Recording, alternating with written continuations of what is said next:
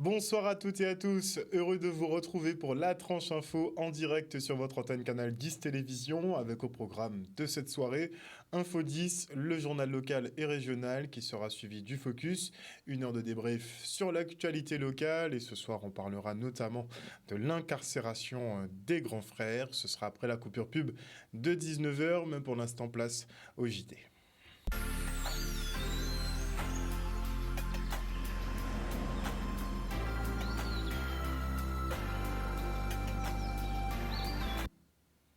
Nous sommes le lundi 24 janvier 2022 et le pass vaccinal entre en vigueur aujourd'hui. Enfin, pas tout à fait. Si c'est bien le cas au national, les préfets de Guadeloupe, Martinique et Guyane ont décidé de reporter la date d'application. Une manière de ne pas rajouter de l'essence sur le feu du climat social qui est déjà très explosif. La majeure partie de la population, de nos populations, refuse toujours le vaccin, ce qui de facto aura de lourdes répercussions sur l'activité économique et l'activité en général. On peut déjà constater d'ailleurs que même en Hexagone, les chiffres d'affaires du jour sont catastrophiques, du jamais vu pour les restaurateurs qui pour certains n'ont fait aucun client aujourd'hui. Et hier soir et ce matin, la tension était palpable dans plusieurs communes de l'archipel. Des manifestants ont bloqué à plusieurs reprises les secteurs de Margaillard au Gosier, de Conodore à Sainte-Rose ou encore de Bouliki aux Abîmes. Appel temps Port-Louis, 3 personnes ont été interpellées. D'autres ont tenté en vain d'ériger des barrages à Rivière-des-Pères, une zone très surveillée par la gendarmerie qui est intervenue rapidement. Des affrontements ont éclaté par la suite, mais effectivement, en fin de matinée, la pression est retombée. Pour le maire de Basse-Terre, il faut reprendre les négociations avec 5 groupes de travail pour traiter les points de revendication et éteindre l'incendie. Le reste en images. En fait, on a un adversaire qui a tenté d'ériger des barricades cette nuit à partir de 3h sur la RN2, là, ici, au niveau de Rivière-des-Pères. Et l'intervention rapide du PSIG, qui était du PSIG de Saint-Claude, de la gendarmerie de Saint-Claude, qui était appuyé par un peloton d'intervention de la garde républicaine, a déstabilisé l'adversaire tout simplement, puisque en fait, ils voulaient mettre des pneus, les faire brûler. Des pneus dont ils se servent, on a un garage qui est juste à côté, vous le voyez. Donc c'est un peu pour eux la station-service. Voilà, on les a déstabilisés dans leur action. Malgré tout, ils ont continué de nous harceler parce qu'ils voulaient absolument, je ne sais pour quelle raison, mais cette nuit en particulier, ils veulent absolument tenir ce point-là. Bon, ben, c'est nous qui l'avons tenu, hein, c'est les gendarmes qui ont tenu ce point-là. Ce qui fait que là, c'est vrai, il y a un véhicule qui s'est pris un caillou dans le côté passager sur la portière. Le conducteur a pris la pierre dans la figure, il est légèrement blessé. On a également un autre gendarme qui a reçu un jet de cocktail Molotov et dont la tenue s'est partiellement enflammée. Mais ça va. Donc là, vous allez rester sur place au moins une bonne partie de la matinée? Oui, ben enfin, bon, là, on n'est pas vraiment sur notre secteur de compétences, donc il y a il y a 2 équipages de la police qui sont venus, donc ils vont prendre en compte et qui vont finir la sécurisation. Chose qu'on a commencé, vous voyez, sécuriser l'action de nos camarades de route de Guadeloupe. Voilà, pour laisser libre d'accès. Là. Écoutez, j'avais fait une proposition très concrète. Il y a 17 points que souhaite le collectif se voir aborder. J'ai fait une proposition très concrète qui consiste à dire, mettons-nous autour d'une table, abordons les 17 points sous forme de 5 groupes de travail, parce qu'aller mettre 17 groupes de travail en place, ça va être la galère. 5 ateliers qui regroupent les 17 points que le collectif souhaite mettre à l'ordre du jour, sans faire de prérequis, sans faire de considérants. On aborde les 17 points, on discute entre élus et le collectif, et s'il le faut, on demandera à l'État de se joindre à nous sur les points relevant du régalien. Voici ma proposition très concrète. Pas de considérants, pas de prérequis. Il y a 17 points à discuter, 5 groupes de travail. On arrête la composition, on arrête un calendrier et on travaille. Reportage signé Olivier Félix. Et hier soir, dans le même temps, la mairie de Basse-Terre a été incendiée. On fait le point avec le maire André Atala. Un début d'incendie au niveau d'une annexe de la mairie. Côté boulevard, ça a été circonscrit très rapidement par les pompiers qui ont été appelés de suite. Je salue aussi toute la solidarité de l'équipe municipale parce que l'ensemble des personnes concernées sont venues, la DGS, services techniques, les ressources humaines, le DIRCAB, le responsable de la sécurité, tout le monde était là à 5 h du matin, comme une même famille. Et donc c'était déjà arrivé par le passé à 2-3 reprises. C'est une fenêtre qui donne côté boulevard par lequel des gens ont accédé. Il n'y a pas eu de tag, il n'y a pas eu de slogan. Donc quelle est la cause de l'incendie? Voilà, une enquête est en cours pour savoir d'où vient cet incendie. Est-ce que voilà, c'est un acte de vandalisme? Est-ce qu'il y a quelque chose d'autre derrière? On ne sait pas. Pour l'instant, il faut attendre. Et afin d'accélérer certaines étapes du chantier du nouveau CHU de Perrin, une opération de recrutement d'électriciens est en cours sous forme de job dating. Retour en image. Donc aujourd'hui, nous sommes là pour les job dating pour pouvoir recruter des électriciens. Surtout des électriciens qui ont une certaine compétence pour le branchement, les tableaux divisionnaires et autres, pour pouvoir avancer beaucoup plus rapidement sur le chantier du CHU. C'est une opération sous l'égide de l'État, donc avec 6 opérateurs qui sont pour l'emploi et 6 services déconcentrés qui sont la dette, et qui a pour objet de participer au développement de l'emploi local en recrutant des électriciens sur le chantier du nouveau CHU. On a procédé à une recherche de candidats en conduisant des opérations de présélection. Suite à la présélection, nous mettons en œuvre aussi des opérations de préparation à l'entretien en recevant les candidats, en leur donnant des conseils pour l'entretien et également en faisant une séance de coaching. Ensuite, ces derniers seront reçus dans le cadre d'un entretien avec les représentants de l'employeur, les représentants de l'État, pour s'assurer que tout se passe bien. Et puis, par la suite, l'employeur prend la décision à savoir quels candidats qui sont finalement retenus. Nous arrivons dans une phase du chantier qui demande des candidats avec énormément d'expérience. Donc le job dating nous permet déjà de voir un peu le profil de la personne. Et nous avons un petit questionnaire d'électricien que nous faisons passer pour pouvoir être sûr que son niveau correspond un peu à son CV. On recherche des profils particuliers, donc des électriciens du bâtiment expérimentés pour pouvoir contribuer à la construction du chantier CHU. Le chantier du CHU est un chantier stratégique pour la Guadeloupe, c'est le chantier primordial. Et donc il est important de savoir que l'État finance aussi, mais que l'État s'assure que les emplois locaux soient effectifs sur le chantier. Depuis le démarrage du chantier, le Pôle emploi Guadeloupe a mis en place une équipe dédiée, donc depuis décembre 2018, une équipe dédiée qui a la charge exclusive des recrutements sur le chantier, de telle sorte à placer un maximum de Guadeloupéens sur le chantier.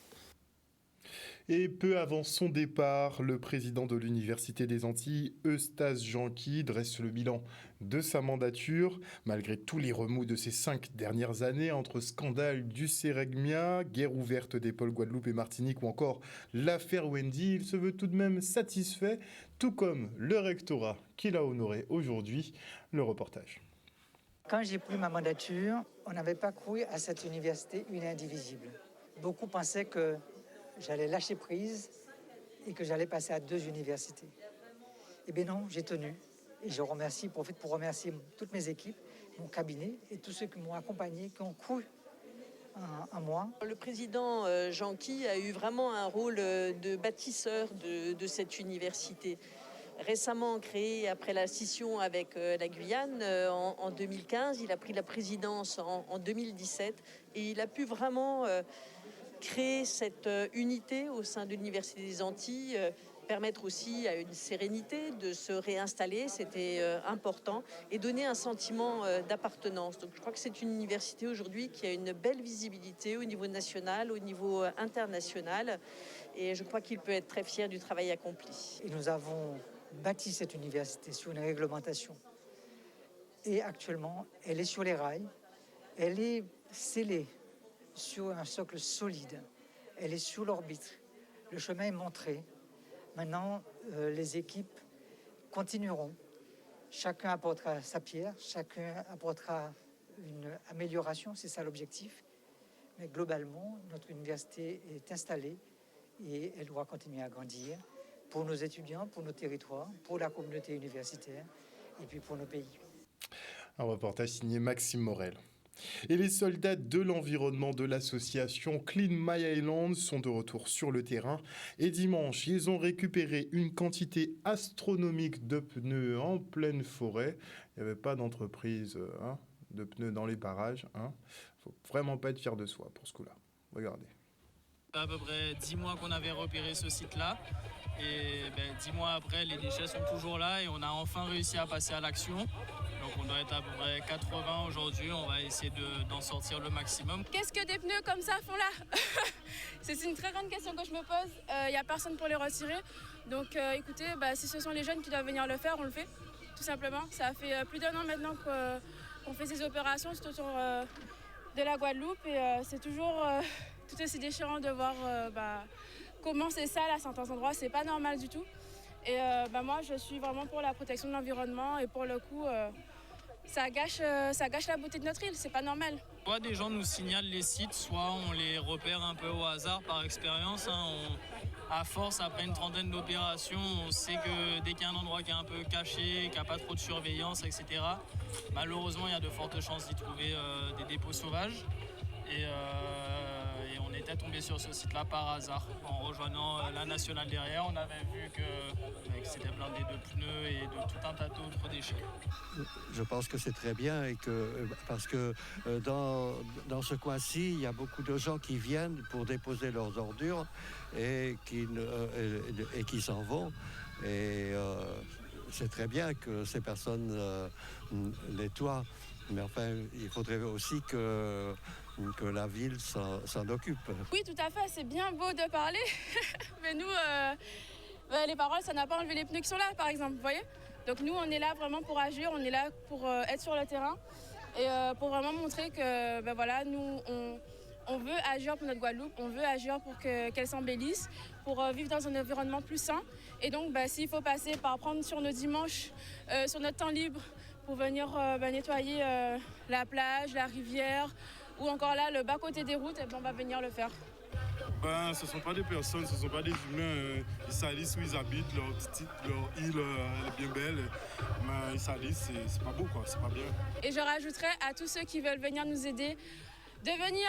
On a besoin de vous, on a besoin de bras. On n'est pas nombreux aujourd'hui malheureusement, mais on fait le taf. Regardez tout ce qu'on a réussi à faire en 20 minutes seulement. Alors imaginez si vous étiez venus nous aider. Avec des gants, tout est possible. Il faut juste de la volonté. C'est pas faux du tout et on félicite justement ces actions qui sont menées majoritairement par ces jeunes Guadeloupéens et je salue tout particulièrement Monsieur Stan, Monsieur Durimel, n'est-ce pas, Danidia également et Johnny aussi qui a répondu aux questions, ça m'étonne. Coucou Johnny et merci encore pour ce que vous faites. Et la saison de voile traditionnelle est lancée pour la première manche du challenge à piller, 13 canots ont pris le départ sur le plan d'eau de la vinaigrerie à Petit-Bourg. Et c'est l'équipage de l'EWOP, c'est nous aussi, et son patron Hugo Tellier qui remporte la manche. Le canot Moulin de Saint-Jacques, barré par Steven Foy, monte sur la deuxième marche du podium et Julien Citadel prend la troisième avec Mix Cité.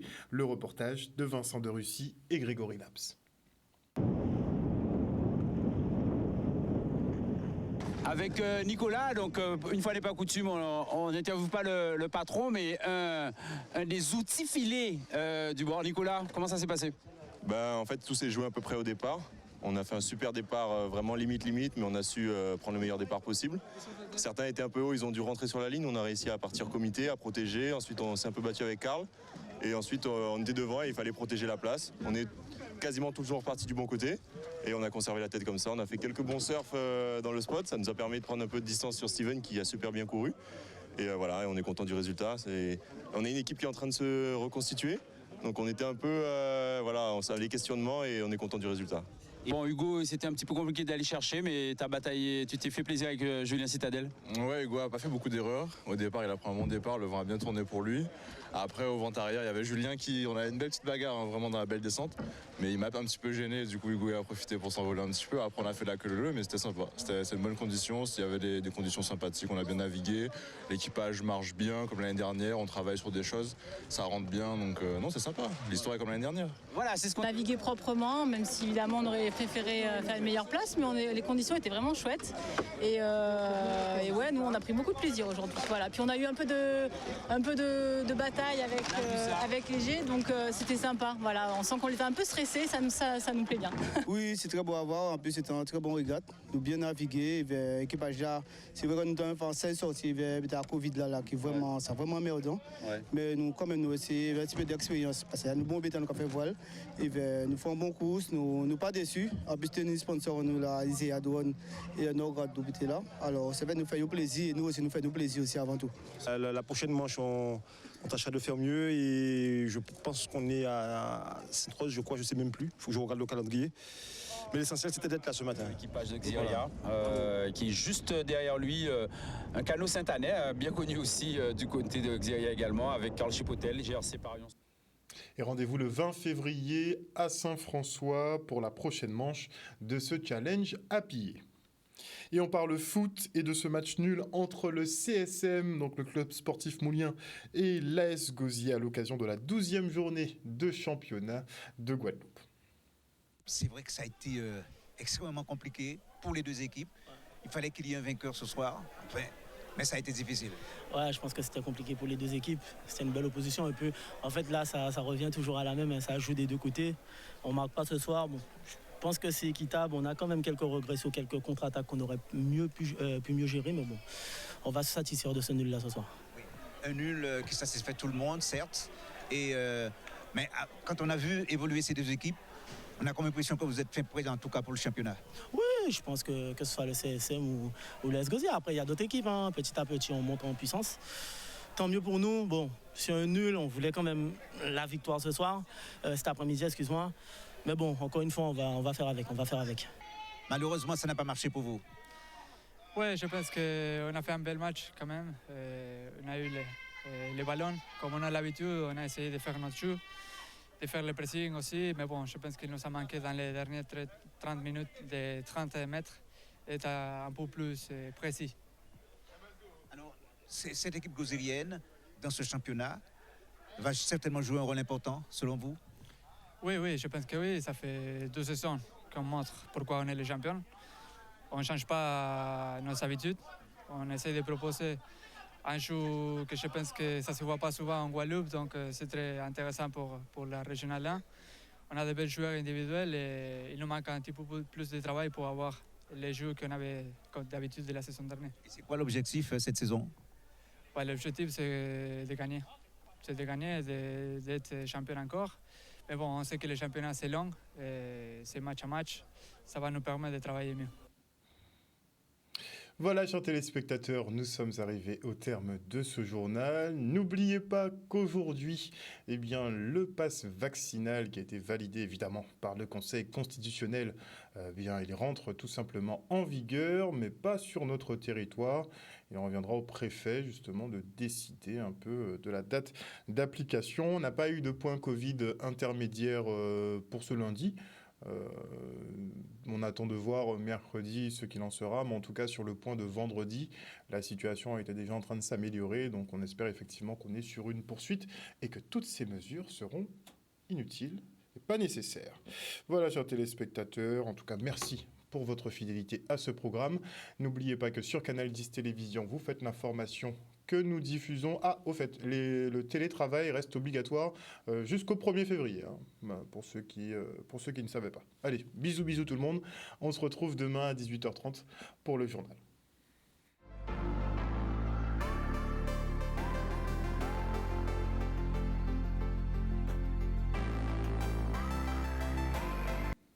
À venir dans la Transinfo sur Canal 10 Télévision, le Focus, on parlera de l'actualité locale et on parlera notamment de l'incarcération des grands frères. Et je recevrai Monsieur Duménil, qui est le père de Boana, l'un des prévenus, et on tentera d'en savoir plus. J'ouvrirai l'antenne aussi ce soir de façon à ce que tout le monde puisse appeler et dire ce qu'il pense ou poser éventuellement des questions. N'hésitez pas, ce sera au 96 10 10. Et avant la coupure pub, je dis bonsoir. Attendez le temps que je remonte.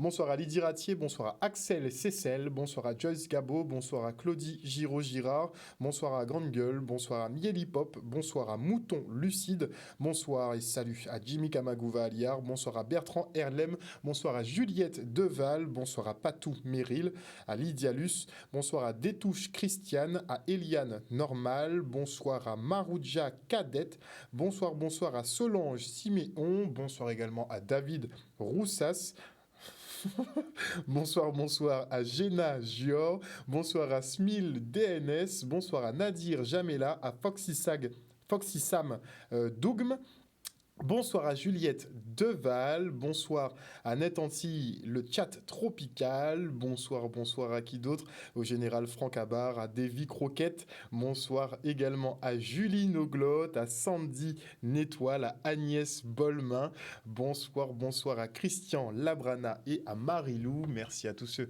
qui nous suivent sur l'antenne de Canal 10 Télévision et bien sûr sur les réseaux sociaux, n'est-ce pas? On se retrouve après la coupure pub.